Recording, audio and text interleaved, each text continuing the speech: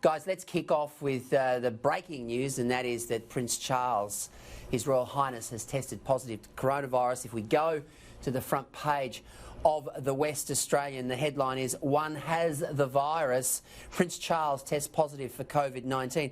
Prince Charles has contracted coronavirus and gone into self-isolation at Balmoral Castle in Scotland.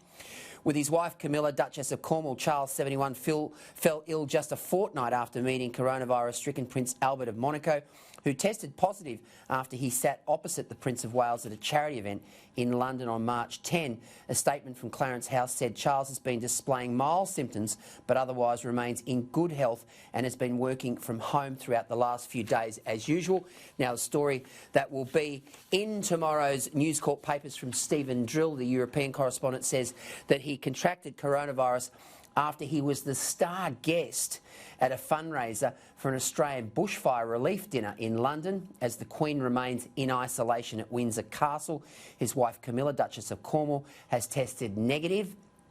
The heir to the British throne had also met Prince Albert of Monaco this month at a charity event in London just a few days before the son of the late Grace Kelly tested positive to the virus. Caleb Bond, this is terrible, terrible news. It will dominate the headlines in coming days, but of course it's just another story in this ever-increasing kaleidoscope of stories that we're seeing coming out of this coronavirus crisis.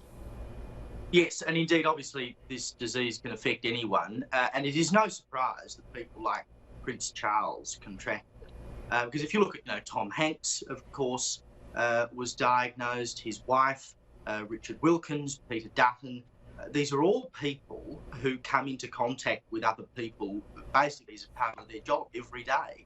They're meeting people, shaking hands, going to dinners, going to lunches, all of these kinds of things, events and so forth. And these people are just by necessity going to be far more likely to contract coronavirus. We can't get around that, unfortunately. But what it also means is that because the symptoms might not come up for 14 days or so, Prince Charles, Tom Hanks, and we saw all those photos of him having selfies with people. Peter Dutton was in the US having meetings. All these people are around meeting people, as they do every day, while they've actually got the virus. So they can become super spreaders, which is unfortunate. But that's just the nature of this disease. It's something we cannot get around. Now, I'm sure if anyone can get good treatment, it's Prince Charles. I don't think he's going to drop off the perch because of coronavirus. But it just goes to show that from every corner of the globe, this virus is hitting just about everybody, and anyone can get it. I mean, this is just another example of why the social distancing rules that have been put upon us must be enforced and must be followed. David, Caleb makes a very good point there that unfortunately because of Prince Charles's job, and that is to meet people, he is essentially a super spreader. And I remember when he was in Australia a couple of years ago for the Commonwealth Games, there was a function held at Government House. There was 150 people in there. Every person in that particular function shook Prince Charles's hand because that's what you want to do. I was there. I shook his hand. I mean, that's what you want to do. You want to shake the hand of the next King of England. And of course, here we have a situation, probably the most high-profile case thus far. And Peter, it's very difficult when somebody comes up to you to say g'day and to not engage in the way that you always have. And we all have to do better at that because we all play a role in stopping this spread. But I tell you what this will do, it will awaken a generation of people, and I'm not saying everyone's doing the wrong thing, far from it, but we have an element of people who I'm seeing every hour of every day who either think they are bulletproof or that this probably isn't quite as bad as what people are making it out to be. It is.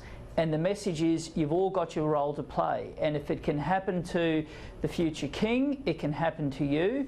Now, by the sounds of things, he doesn't have it in a way that will put his life at risk, but it can happen. And my message to everyone tonight is please do the little things right. And if we do them right now, we can avoid what could be so much more pain for many more months to come.